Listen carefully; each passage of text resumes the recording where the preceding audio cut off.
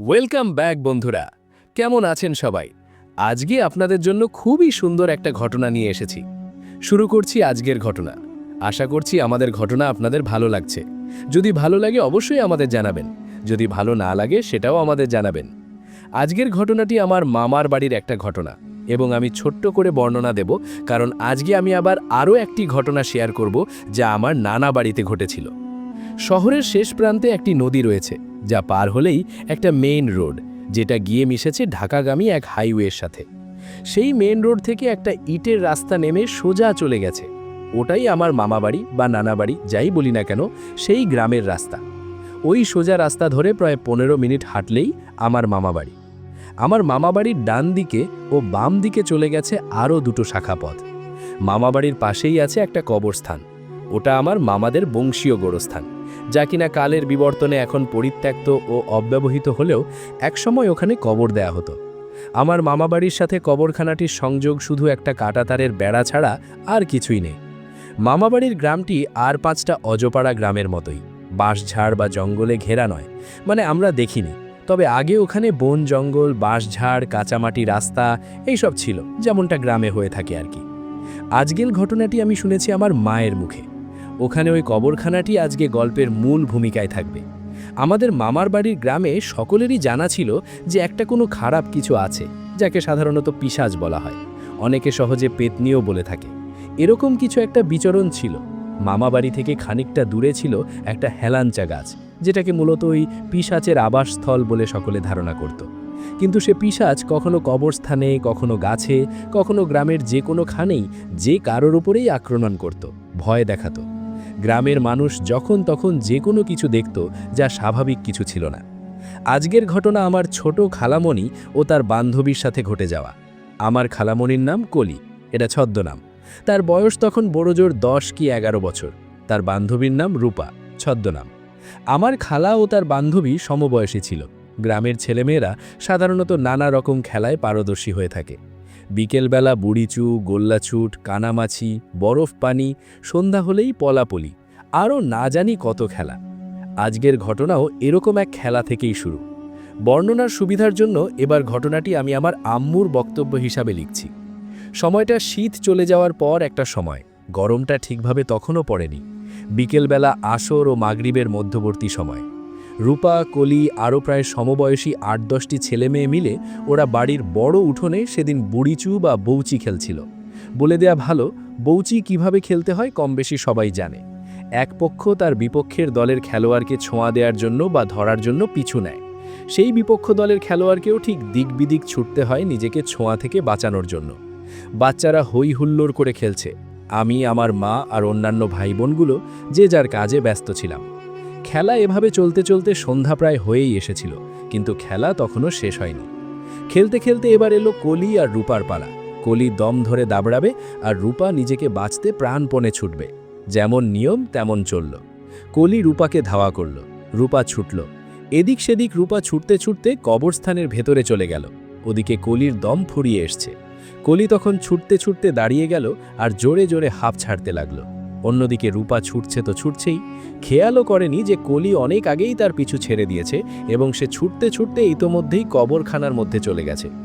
কলি সে বিষয়টি অতটা বিশেষভাবে গ্রাহ্য করেনি। রূপা চলে আয় বলে ওখান থেকে ফিরে চলে এলো। এরপরই মাগরিবের আজান শুরু হলো। খেলা শেষ করে সব ছেলেমেয়েরা যে যার বাড়ির পথে চলে গেল। অথচ রূপা কিন্তু ফেরেনি, এমনকি কেউ তা খেয়ালও করেনি। রূপার সাথে এরকম ঘটনা যখন ঘটছে তখন মাগরিবের পর বেশ কিছু সময় পার হয়ে গেছে। ওদিকে খেলা শেষ করে সব ছেলেমেয়েরা যে যার বাড়ি চলে গেলেও রূপাকে বাড়িতে না পেয়ে তার বাড়ির লোকেরা সবখানে খুঁজতে থাকে। অথচ তাদের কল্পনাতেও নেই যে রূপা ওই ভয়ঙ্কর কবরখানায় আটকা পড়ে যেতে পারে। এদিকে কলিকে জিজ্ঞেস করা হলে সে জানায় রূপা তো তার সাথেই ছুটছিল, তাকে তো সে ডেকে চলে এসেছিল, কিন্তু তারপর রূপা কোথায় গেছে তা সে জানে না। এই খোঁজাখুঁজির মধ্যেই সবাই রূপার কষ্টে ভরা চিৎকার শুনে কবরস্থানের দিকে ছুটে যায়।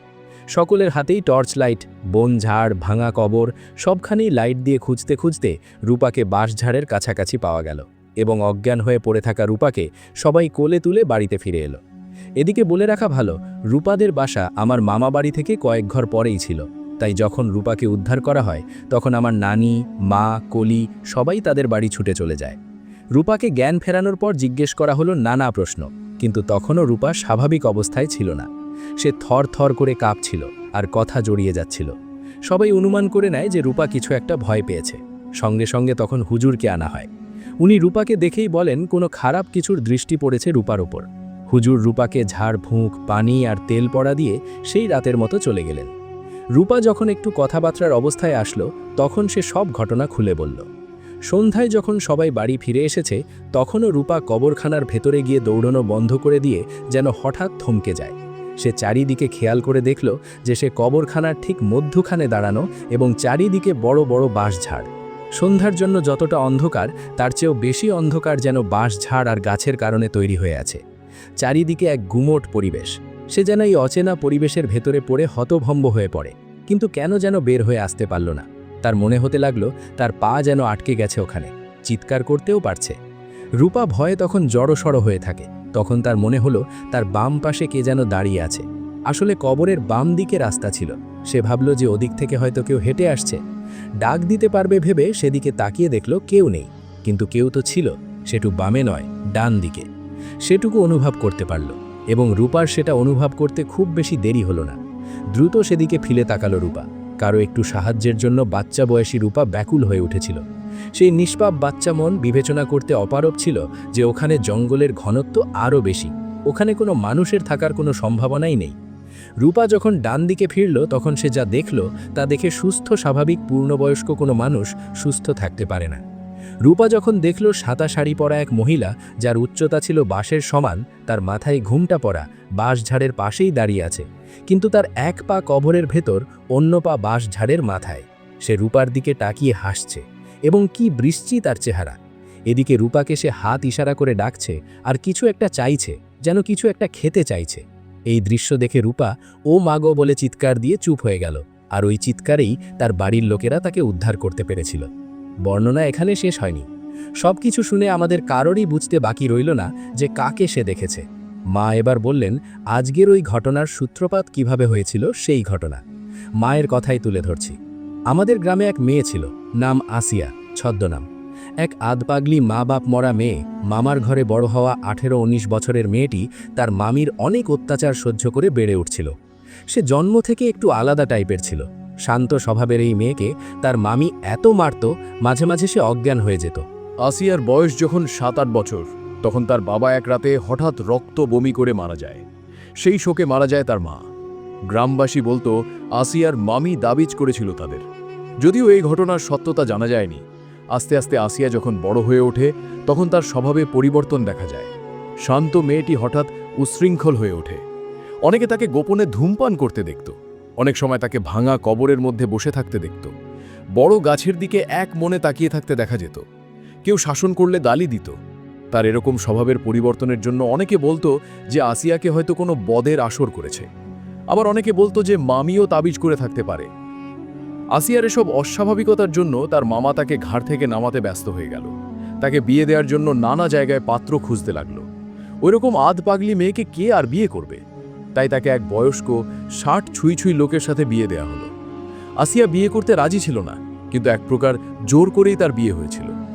বিয়েটা তার একই গ্রামে হয়েছিল, কিন্তু আসিয়া পরবর্তীতে স্বভাবের কারণে, তার ভেতর জেদ বেড়ে যাওয়ার কারণে বিয়ের রাতে স্বামী ঘরে আসার আগেই এক কাণ্ড ঘটায়।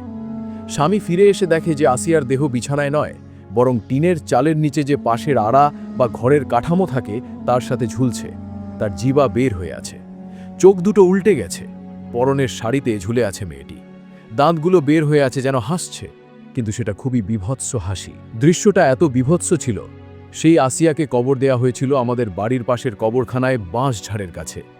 তার মৃত্যুর পর অনেকেই ওখান থেকে যাওয়ার সময় রাতের বেলা বা সন্ধ্যাবেলার দিকে কান্না শুনতে পেত, কিন্তু গ্রামবাসী কেউ এ ব্যাপারে কোনো পদক্ষেপ নিয়েছে কিনা তা জানা যায়নি। পরে বেশ কিছু সময় পার হবার পর এরকম আর কিছু শোনা যায়নি, কিন্তু কেউ তখনও জানত না বীভৎসতা আবারও ফিরে আসতে পারে। একটা ভয়ঙ্কর ঘটনার পেছনে রয়েছে আরও একটা করুণ বীভৎসতা। রূপার সাথে ঘটা ওই সন্ধ্যার ঘটনা যে আরেক করুণ পরিণতি নিয়ে আসবে তা কে জানত। ওই রাতে রূপার জ্বর আসে। জ্বরের ঘোরে রূপা ভুলভাল বকতে থাকে। এই জ্বর রূপাকে প্রায় কাবু করে ফেলেছিল। জ্বর প্রায় 1 সপ্তাহ পর কিছুটা ভালো হয়, কিন্তু রূপা তবুও সুস্থ হয় না। দুঃস্বপ্ন, দুর্বলতা তাকে ধীরে ধীরে কাবু করে ফেলে। এক রাতে রূপা তার মায়ের সাথে শুয়েছিল আর বলল, মা, ওই সাদা শাড়ি পরা বেটি আমাকে কিছু বলছিল।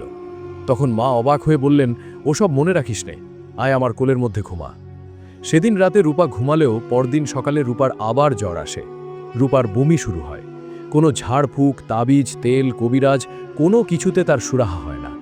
তার পরদিন সকালে রূপা মারা যায়। পুরো গ্রামে আতঙ্কের ছায়া নেমে আসে। তারপর থেকে গ্রামবাসী তাদের ছেলেমেয়েদের সাবধান করতে থাকে। মাগরিবের আগে ঘরে ফিরে আসতে বলে। কবরস্থানের দিকে যেতে কড়া নিষেধাজ্ঞা জারি করা হয়। এমনকি ভর দুপুর, ঠিক সন্ধে এরকম সময় চলাফেরা, পুকুরে একা যাওয়া বা রাতে একা বাথরুমে যাওয়া, এসব কাজেও সবাই সব বাচ্চাদের চোখে চোখে রাখত। অনেকে ধারণা করত যে ওই গ্রামে যে পিশাচ ছিল সেই হয়তো আসিয়াকে আসর করে থাকবে। ওই দিন কবরখানায় যা রূপা দেখেছিল তা হয়তো পিশাচ, যা কিনা আসিয়ার রূপে ফিরে এসেছিল।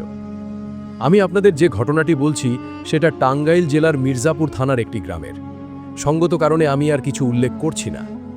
এখন যে ঘটনাটি আপনাদের বলবো, এটি আমার একজন ফ্রেন্ডের কাছ থেকে শোনা একটা রোমহর্ষক ঘটনা। এখানে আমার ফ্রেন্ডের নাম উল্লেখ না করার জন্য অনুরোধ করছি। ঘটনাটি ঘটে সেপ্টেম্বরের 17 তারিখে, অর্থাৎ 2022 সালের সেপ্টেম্বরের 17 তারিখে। এখানে বলে রাখা ভালো যে ঘটনাটি মূলত আমার ফ্রেন্ডের চাচার সাথে ঘটে। তাই আমার ফ্রেন্ড আমাকে যেভাবে বলেছে আমি সেভাবেই বলার চেষ্টা করছি।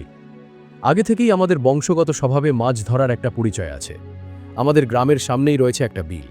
সেই বিলে প্রতি বছর বর্ষার সময় পানি আসে। বিল যখন কানায় কানায় পূর্ণ হয়ে যায় এবং গ্রামবাসীরা মাছ ধরার জন্য দিন রাত সেই বিলের সাথে লেগে থাকে।